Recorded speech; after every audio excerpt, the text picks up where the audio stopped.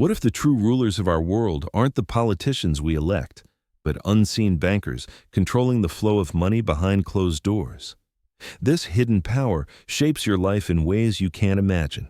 Today, we dive deep into the secret history of central banks, uncovering how they quietly manage economies, crises, and your financial future without a single vote from you. To truly understand central banks, we travel back to 17th century Europe, a time of war, financial chaos, and desperate governments needing cash to keep armies moving.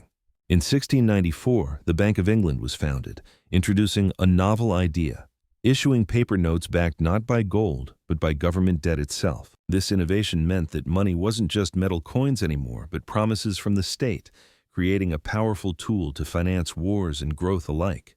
The Bank of England became both the king's creditor and the nation's banker, controlling the flow of credit, which meant controlling the state itself. This model quickly spread across Europe, with nations adopting central banks to support governments needing reliable financing for wars and expansion. Take Sweden's earlier Riksbank, founded in 1668, but it was England's example that became the blueprint for central banking's lasting power. Across the 18th and 19th centuries, central banks anchored governments to credit, fueling wars, empires, and the Industrial Revolution's financial needs.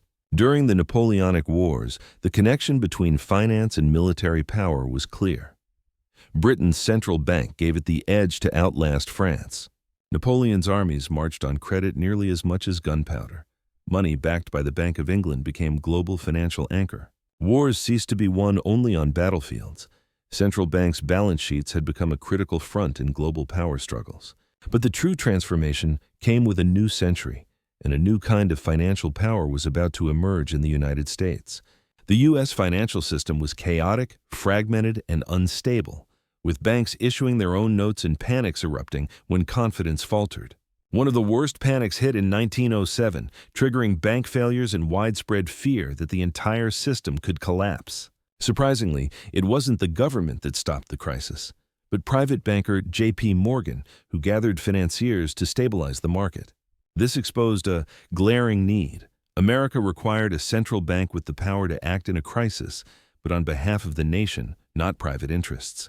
After secretive discussions at a private island retreat, Congress created the Federal Reserve in 1913, a system blending public oversight with private influence.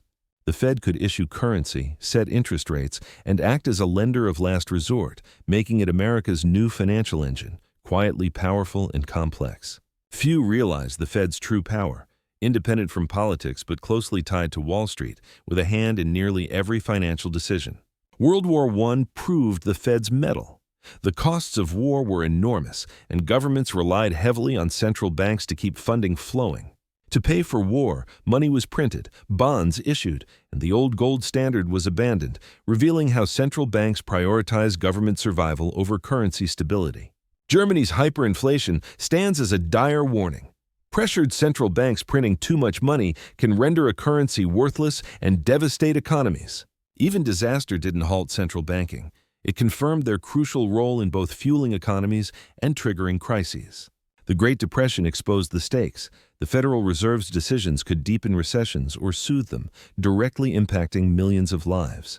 As markets crashed in 1929, the Fed hesitated.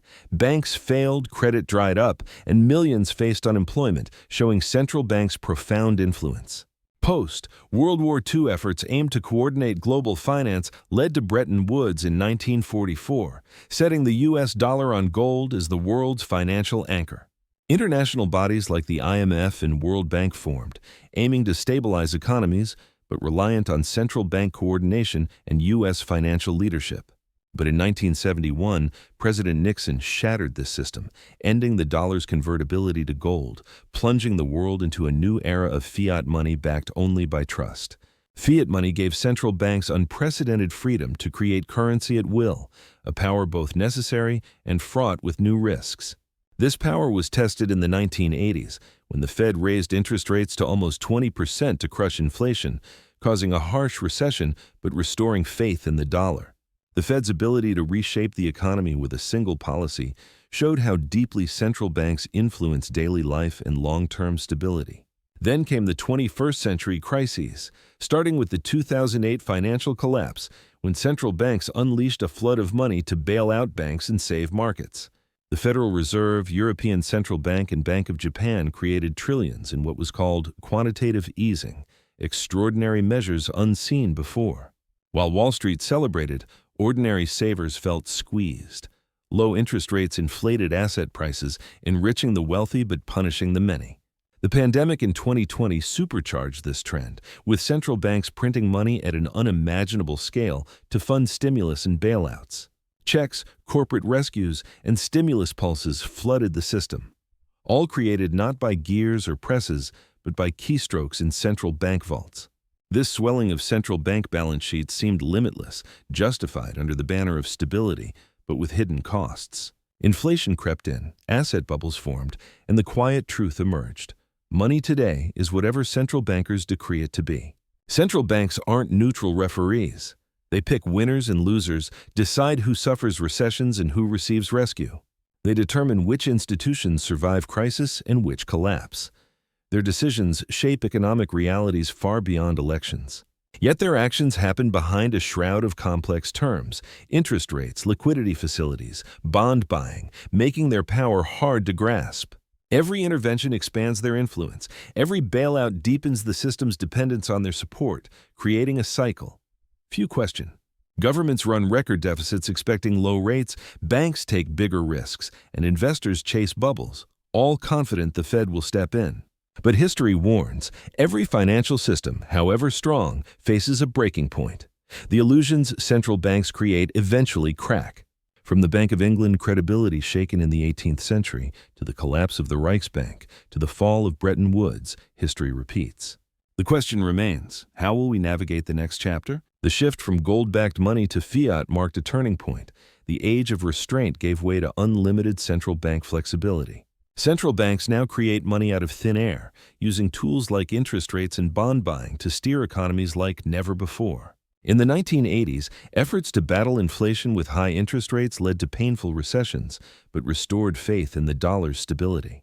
The 2008 crisis showed the scale of modern central banking, with trillions pumped into troubled banks to prevent a total collapse. Quantitative easing became a key tool, expanding the central bank's balance sheets dramatically and shaping the modern economy.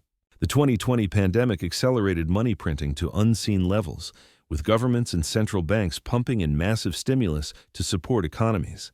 But this massive money creation comes with costs: inflation, asset bubbles, and growing inequality between those who own assets and those who do not. Central bank policies shape who benefits and who suffers in our economy, often deepening divides and challenging everyday people's financial security. Understanding this reality is vital. It reminds us how much trust underpins money and how fragile that trust can be in a rapidly changing world.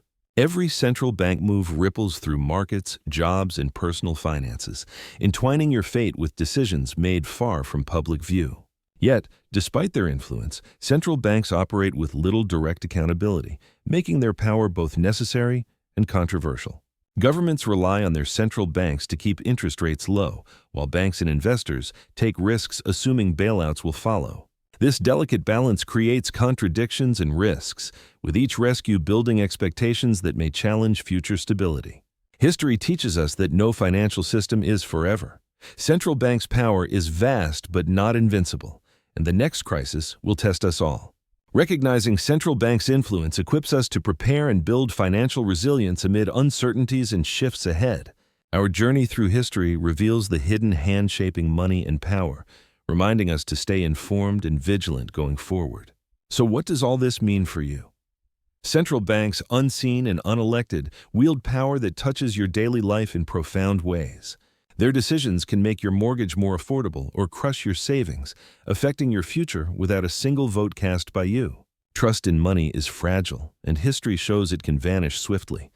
Central banks can't print trust or certainty, only paper promises. Financial resilience lies in assets central banks can't create: gold, land, skills, and businesses that produce value regardless of money's form.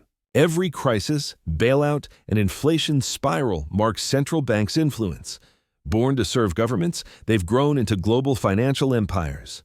Not elected nor fully accountable, their decisions shape your life more than many laws.